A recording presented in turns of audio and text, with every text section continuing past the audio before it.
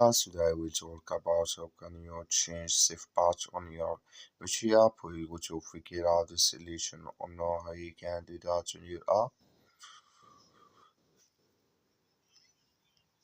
So you just go down, click here on me down here. You just click here on me. It's going to take you to this list. It's going to show for you to this list here.